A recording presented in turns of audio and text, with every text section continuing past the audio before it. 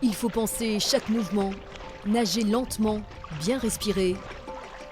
Ici, pas de combinaison, juste la peau nue qui glisse dans l'onde gelée. Hervé et Philippe se préparent pour les championnats du monde de nage en eau glacée la semaine prochaine en Italie.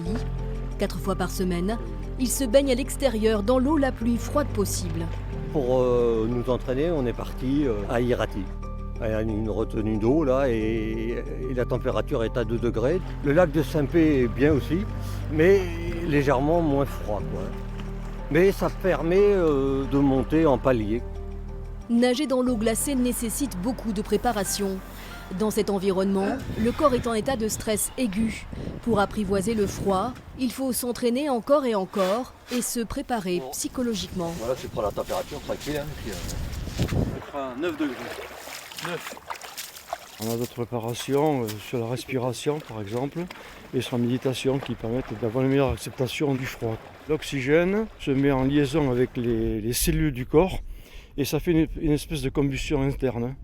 Donc notre respiration nous permet cette préparation du chaud intérieur. Quelle que soit l'expérience des nageurs, chaque entraînement doit être surveillé pour éviter les accidents, car le risque est toujours là. Ils sont suivis médicalement. Hein. C'est quoi les risques?